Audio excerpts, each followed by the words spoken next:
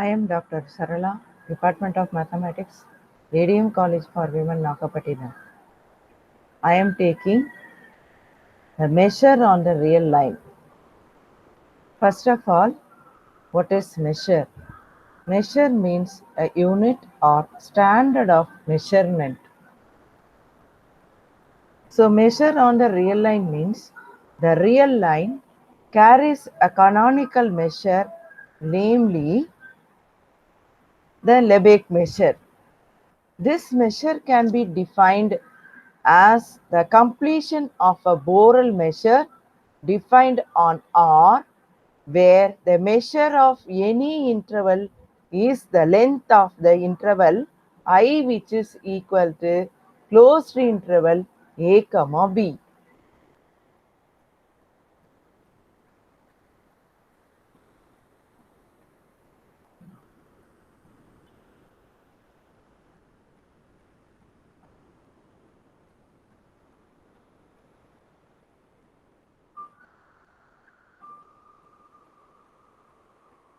A measure is a generalization of the concepts of length, area, volume, etc.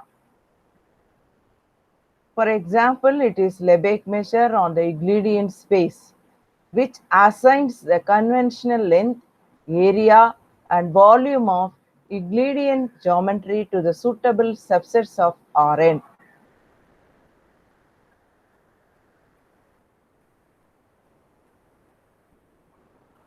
First definition is Lebesgue outer measure. The Lebesgue outer measure or outer measure of the set is given by m star of A, which is equal to infimum of summation of L of In, where the infimum is taken over all finite or countable collection of interval In such that A is the subset of union of In. Theorem 1. Prove that first subdivision m star of A greater than or equal to 0. Second one, m star of phi, which is equal to 0. The third one, if A is subset of B, then m star of A, which is less than or equal to m star of B. Fourth one, for any x belongs to R, then x is belongs to In.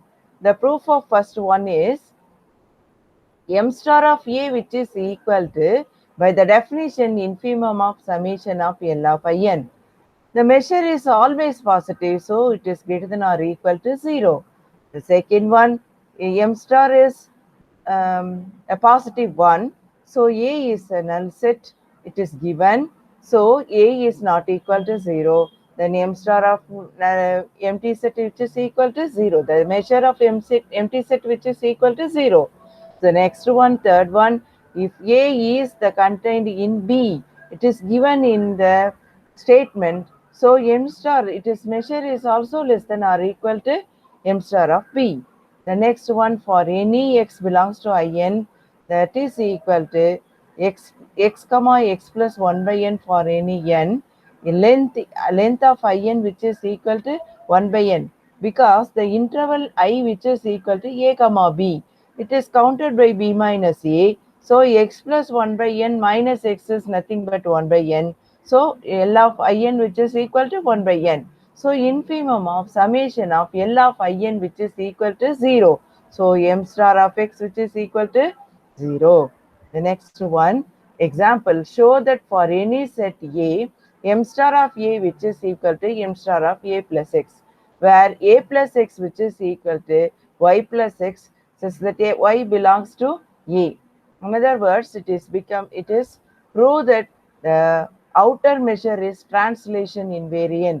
The proof of this example is, for each epsilon greater than 0, there exists a collection In such that A is contained in union of In, and m star of A, which is greater than or equal to summation of L of In minus epsilon, by the definition of outer measure, will take. That is equation 1. But A is contained in union of In, so which implies A plus x, adding x on both sides. So we get that A plus x is contained in union of In plus x, which implies the next one, measure will be take on both sides. M star of a plus x is less than or equal to summation of L of in plus x, which is less than or equal to summation of L of in. This implies M star of a plus x is less than or equal to M star of a plus epsilon from the equation 1. So, M star of a plus x, which is less than or equal to M of a, that is equation 2. The next one, a can be written as a plus x minus x. X is add and then subtract. So, taking measure on both sides, m star of a, which is equal to m star of a plus x minus x. The next one, m star of a, which is less than or equal to m star of a plus x. From this m star, that is equation 3. The next, from second equation and third equation, we get m star of a, which is equal to m star of a plus x. The next one, theorem. Prove that the outer measure of an interval equals its length. So here the two cases arise. The first case is suppose that A is an closed interval A comma B. That is first case. For each epsilon greater than 0, we have m star of A comma B is less than or equal to m star of A comma B plus epsilon, which is less than or equal to B minus A plus epsilon.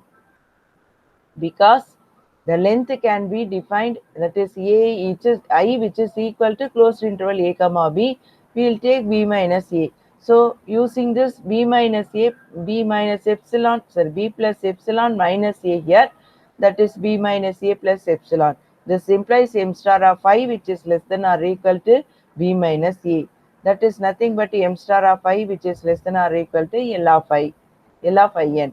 The next one, for each epsilon greater than 0, I may be covered by the collection of intervals in such that m star of I, which is greater than or equal to summation of n equal to 1 to infinity L of in minus epsilon, where in, which is equal to closed interval an comma bn.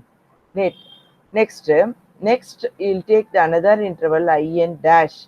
In dash, which is equal to an minus epsilon divided by 2 power n comma bn. Then collection of interval, that is union over n equal to 1 to infinity in dash, which is the superset of I. So it is known one. By the Heinz-Borel theorem, the statement it becomes, if A is closed bounded set in R and A is contained in union over alpha belongs to I G alpha, where the set G alpha are open and I is some index set, then there exists a finite subcollection of the set, say Gi, comma I, which is equal to 1, 2, and so on n, whose union contains A. The next one, a finite subcollection of the interval in dash says, we'll take that becomes J1, J2 and so on Jn, where Jk, which is equal to Ck, comma Dk covers I. So suppose that n, which is belongs to Gk is contained in any other, we have supposing that C1 less than, C2 less than and so on Cn, that D, next we will find out Dn minus C1. So Dn minus C1, which is equal to summation over k equal to 1 to n dk minus ck minus summation k equal to 1 to n minus 1 dk minus ck plus 1. That is dn minus C1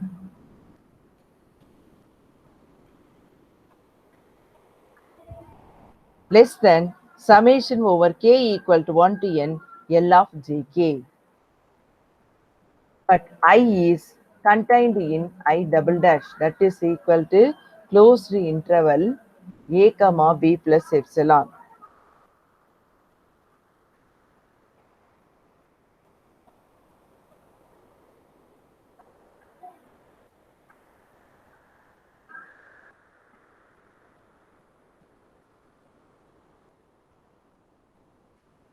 Now, m star of I greater than or equal to summation of n equal to 1 to infinity L of in minus epsilon. That is greater than or equal to summation of n equal to 1 to infinity L of in dash minus 2 epsilon. That is greater than or equal to summation of k equal to 1 to n L of jk minus 2 epsilon. That is greater than or equal to, using the previous proof, we'll substitute here, that is by equation 2, we get dn minus c1 minus 2 epsilon. So m star of I, which is greater than or equal to b minus a minus 2 epsilon. M star of I, which is greater than b minus a, is nothing but L of I. So L of I minus 2 epsilon. So M star of I, which is greater than or equal to L of I. So from the first one and the third one, we get M star of I, which is equal to L of I.